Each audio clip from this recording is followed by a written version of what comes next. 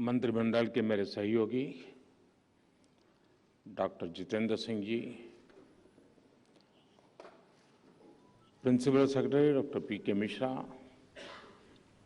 Shri Rajiv Gaba, CBC Shri Suresh Patel, अन्य सभी commissioners, देवी और सज्जनों, ये सतर्कता सप्ताह सरदार साहब की जन्म जयंती से शुरू हुआ है। सरदार साहब का पूरा जीवन ईमानदारी, पारदर्शिता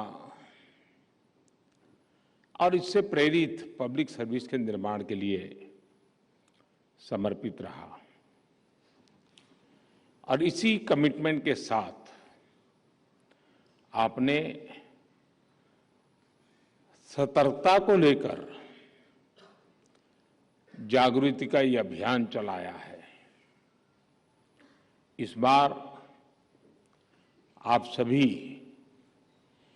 विकसित भारत के लिए भ्रष्टाचार मुक्त भारत इस संकल्प के साथ सतर्कता सप्ताह मना रहे हैं।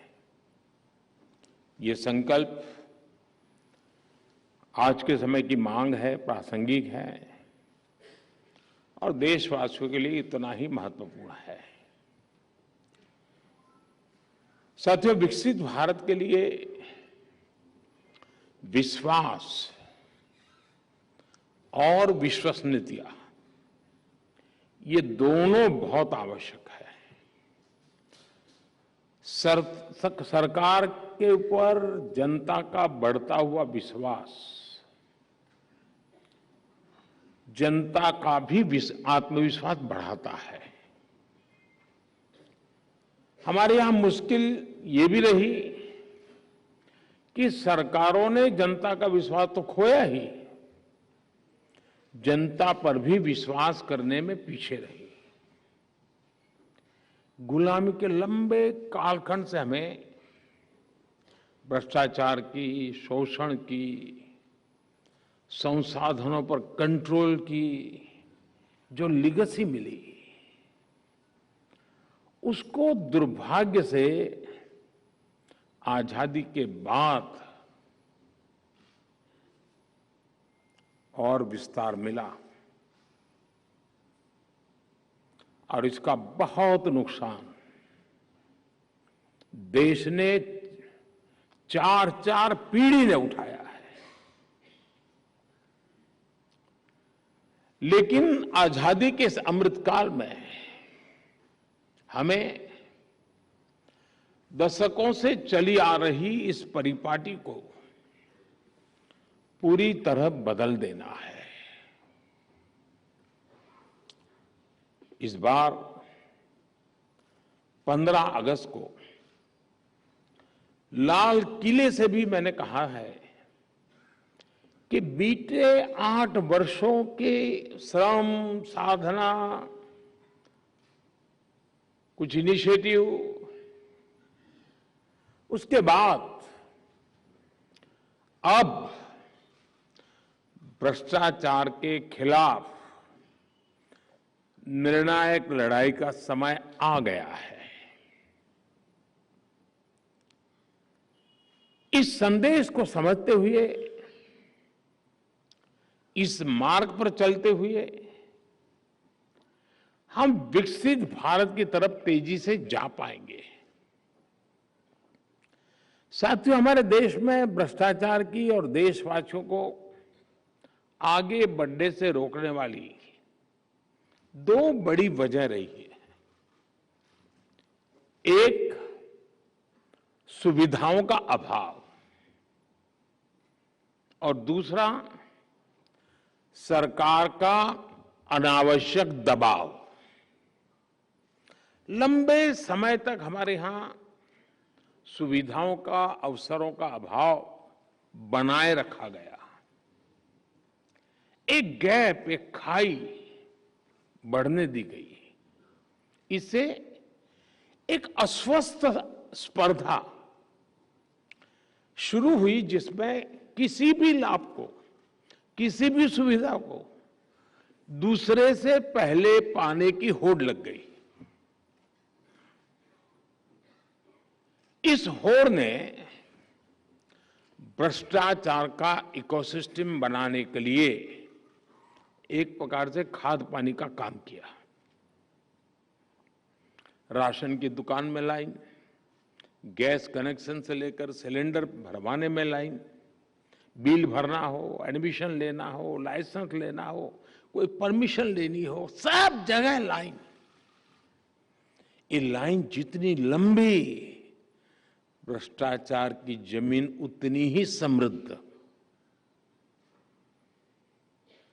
और इस तरह के भ्रष्टाचार का सबसे ज्यादा नुकसान अगर किसी को उठाना पड़ता है तो वो है देश का गरीब और देश का मध्यम वर्ग।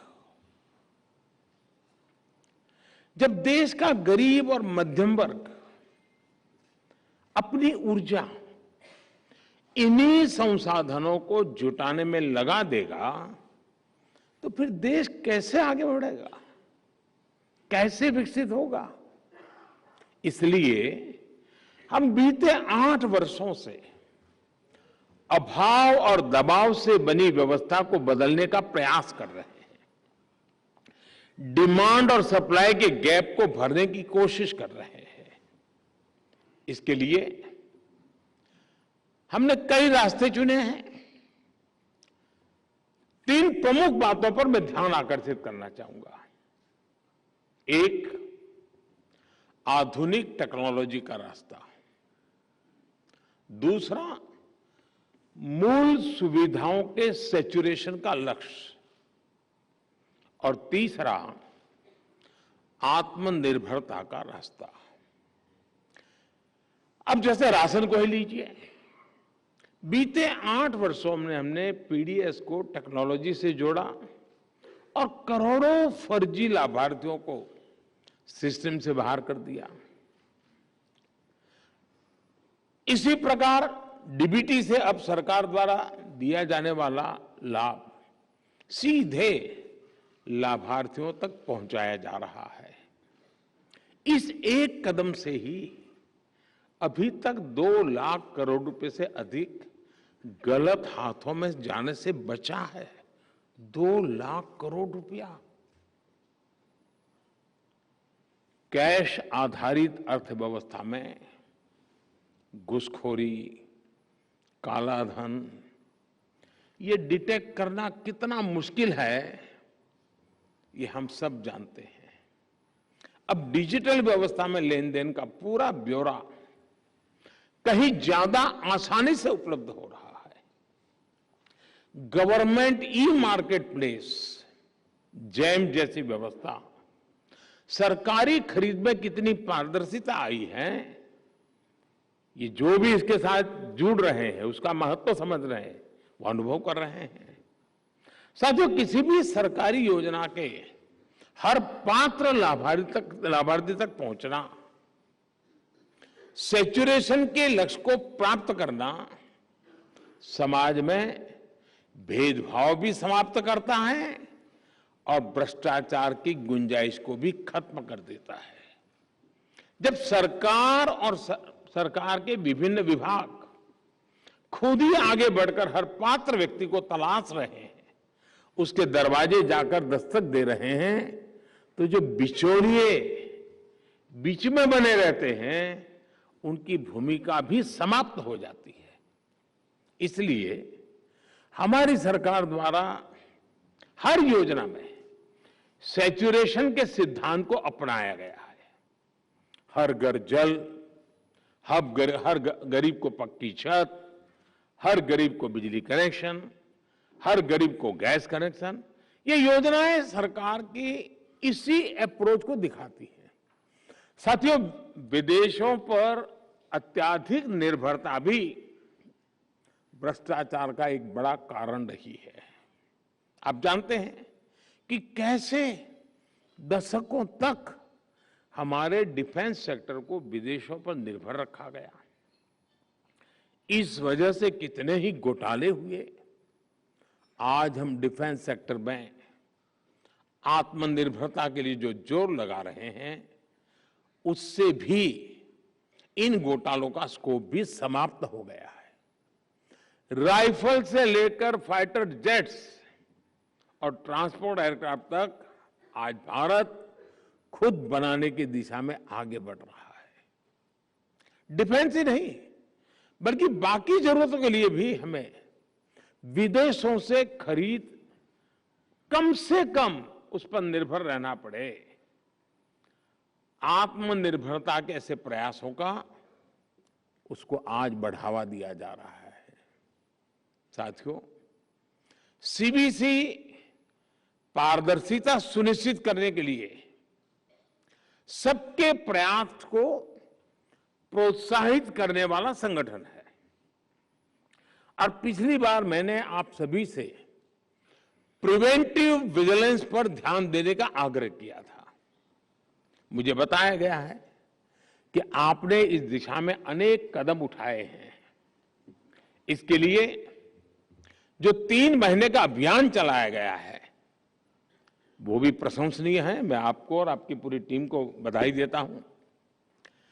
और इसके लिए ऑडिट का, इंस्पेक्शन का एक पारंपरिक तरीका आप अपना रहे हैं, लेकिन इसको और आधुनिक, अधिक टेक्नोलॉजी ड्रिवन कैसे बनाएं, इसको लेकर भी आपको जरूर सोचते रहे हैं और सोचना भी चाहिए।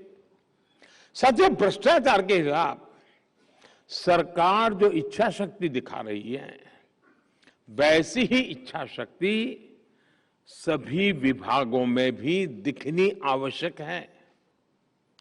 विकसित भारत के लिए हमें एक ऐसा एडमिनिस्ट्रेटिव इकोसिस्टम विकसित करना है जो भ्रष्टाचार पर जीरो टॉलरेंस रखता हो।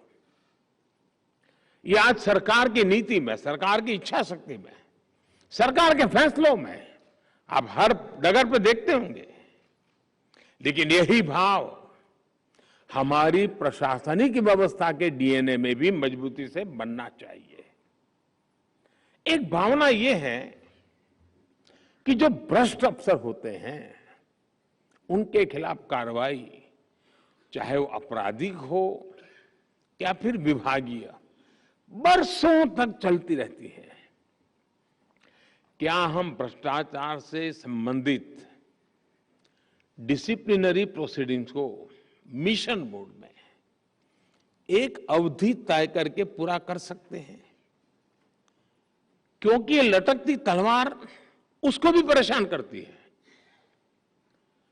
अगर वो निर्दोष है और इस चक्र में आ गया, तो उसको इस बात का बड़ा जीवन भर दुख रहता है कि मैंने प्रामाणिकता से जिंदगी जी और मुझे कैसा फंसा दिया, और भी निर्णय नहीं कर रहे हैं।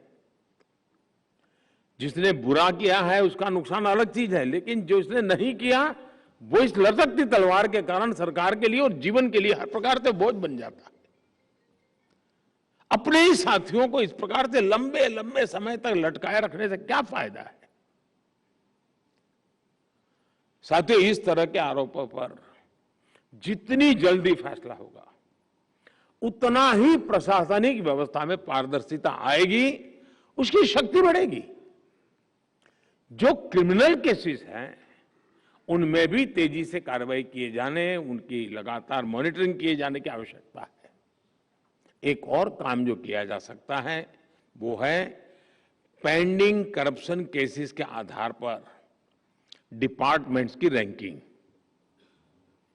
अब उसमें भी हम स्वच्छता के लिए जैसे हम कंपटीशन करते हैं, इसमें भी करें। देखें तो कौन डिपार्टमेंट इसमें बड़ा उदासीन है, क्या कारण है, और कौन डिपार्टमेंट है जो बहुत तेजी से इस समस्या को गंभीरता से लेकर के आगे बढ़ रहा है। और इससे जुड़ी रिपोर्ट्स का मासिक या तिमाही पब्लिकेशन अलग अलग विभागों को भ्रष्टाचार के खिलाफ चल रहे केसों को तेजी से निपटाने के लिए प्रेरित करेगा। हमें टेक्नोलॉजी के माध्यम से एक और काम करना चाहिए। अक्सर देखा गया है कि विजिलेंस क्लियरेंस में काफी समय लग जाता है। इस प्रक्रिया को भी टेक्नोलॉजी की मदद से स्ट्रीमलाइन किया जा सकता है। एक विषय और जो मैं आपके सामने रखना चाहता हूं वो है पब्लिक ग्रीवेंस के डेटा का। सरकार के विभिन्न विभागों में सामान्य मानवीय द्वारा शिकायतें भेजी जाती हैं, उनके निपटारे का भी एक सिस्टम बना हुआ है। लेकिन अगर पब्लिक ग्रीवेंस के डेटा का हम ऑडिट कर सके तो ये पता लगेगा कि कोई खास विभाग है कि वहां ज्यादा से ज्यादा शिकायत आ रही है, कोई खास पर्सन है उसी के यहां सब सारा मामला जाकर के अटकता है, क्या कोई प्रोसेसिंग पद्धतियां जो है हमारी उसी में कोई गड़बड़ है जिस कारण मुसीबतें आ रही है। मुझे लगता है ऐसा करके आप उस विभाग में भ्रष्टाचार की तह तक आसानी से पहुंच पाएंगे।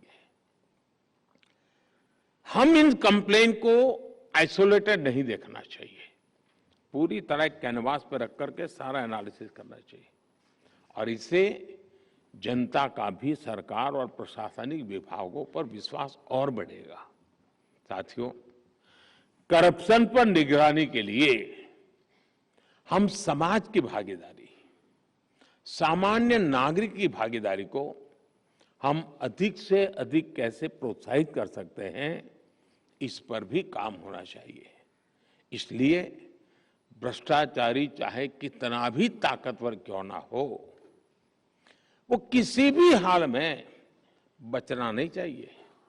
ये आप जैसी संस्थाओं की जिम्मेदारी है। किसी भ्रष्टाचारी को राजनीतिक सामाजिक शरण न मिले। हर भ्रष्टाचारी समाज द्वारा कटघरे में खड़ा किया जाना चाहिए। ये वातावरण बनाना भी बहुत आवश्यक है। हमने देखा है कि जेल की सजा होने के बावजूद भी, भ्रष्टाचार साबित होने के बावजूद भी कई बार भ्रष्टाचारियों का गौरवगान किया जाता है। मैं तो देख रहा हूं ऐसे ईमानदारी का ठेका लेकर के घूमने वाले लोग, उनके साथ जाकर के ऐसे हाथ पकड़ के फोटो निकालने में शर्म नहीं आती उनको। ये स्थिति भारतीय समाज के लिए ठीक नहीं। आज भी कुछ लोग दोषी पाए जा चुके भ्रष्टाचारियों के पक्ष में भांति भांति के तर्क देते हैं। अब तो भ्रष्टाचारियों को बड़े बड़े सम्मान देने के लिए वकालत की जा रही है। ये कभी ऐसा हमने सुना नहीं देश में। ऐसे लोगों, ऐसी ताकतों को भी समाज द्वारा अपने कर्तव्य का बोध कराया जाना बहुत आवश्यक है। इसमें भी आपके विभाग द्वारा की गई ठोस कार्रवाई की बड़ी भूमिका है। साथियों, आज जब मैं आपके बीच आया हूं तो कुछ और बातें भी करने का मन स्वाभाविक करता है। भ्रष्टाचार और भ्रष्टाचारियों के विरुद्ध कार्रवाई करने वाले सीबीसी जैसे सभी संगठनों को, और यहां सभी उस आपकी एजेंसी के लोग बैठे हैं, आपको डिफेंसिव होने की कोई जरूरत नहीं है।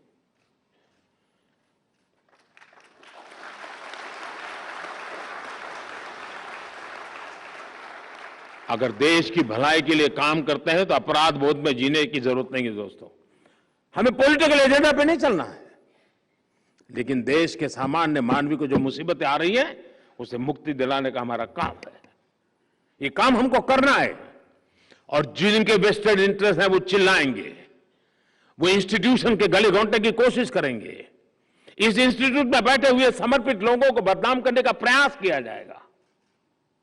ये सब होगा। मैं लंबे अरसे तक इस व्यवस्था से निकला हुआ दोस्तों। लंबे अरसे तक हेड ऑफ द गवर्नमेंट के रूप में काम करने का मुझे अवसर मिला है।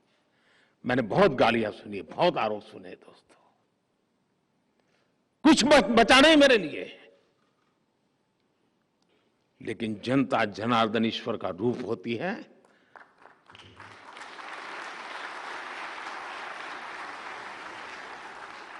वो सत्य को परखती है, सत्य को जानती है और मौका आने पर सत्य के साथ खड़ी भी रहती है।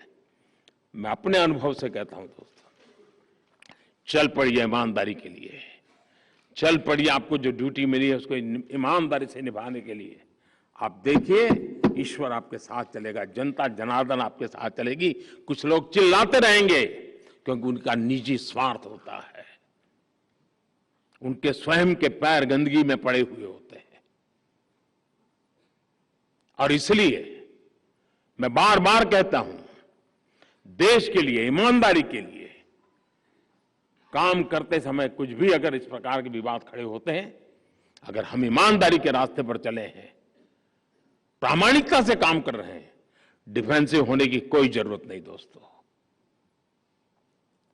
आप सभी साक्षी हैं, जब आप कन्विक्शन के साथ एक्शन लेते हैं, कई मौके आपके जीवन में भी आए होंगे, समाज आपके साथ खड़ा ही रहा होगा। दोस्तों, भ्रष्टाचार मुक्त देश और भ्रष्टाचार मुक्त समाज बनाने के लिए सीबीसी जैसी संस्थाओं को निरंतर जागरूक रहना वो एक विषय है, लेकिन उन्हें सारी व्यवस्थाओं को भी जागरूक रखना पड़ेगा, क्योंकि अकेले तो क्या करेंगे, 4-6 लोग एक दफ्तर में बैठ करके क्या कर पाएंगे। पूरी व्यवस्था उनके साथ जब तक जुड़ती नहीं है, उस स्पिरिट को लेकर के जीती नहीं है, तो व्यवस्थाएं भी कभी कभी चरमरा जाती है। साथियों, आपका दायित्व बहुत बड़ा है, आपकी चुनौतियां भी बदलती रहती हैं, और इसके लिए आपके तौर तरीकों में, कार्यप्रणाली में भी निरंतर गतिशीलता आवश्यक है। मुझे विश्वास है कि आप अमृत काल में एक पारदर्शी और प्रतिस्पर्धी इकोसिस्टम के निर्माण में अहम भूमिका निभाते रहेंगे। मुझे अच्छा लगा, आज कुछ स्कूल स्टूडेंट्स यहां बुलाए गए हैं, सबने ऐसे कंपटीशन में हिस्सा लिया। एक लगातार क्विज कंपटीशन की भी परंपरा विकसित की जा सकती है, लेकिन एक बात की तरफ मेरा ध्यान गया, आपका भी ध्यान गया होगा, आपने भी उसको देखा होगा, बहुतों ने देखा होगा, बहुतों ने जो देखा उस पर सोचा होगा, मैंने भी देखा, मैंने भी सोचा। सिर्फ 20% पुरुष भ्रष्टाचार के खिलाफ की लड़ाई में इनाम ले गए, 80% बेटियां ले गई।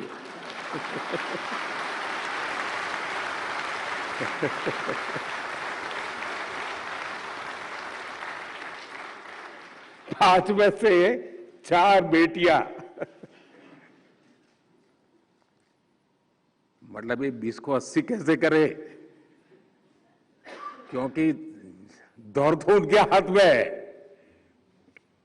इन पुरुष में भी भ्रष्टाचार के खिलाफ वही ताकत पैदा हो जिन इन बेटियों के दिल दिमाग में पड़ी है, उज्जवल भविष्य का रास्ता वही बनेगा।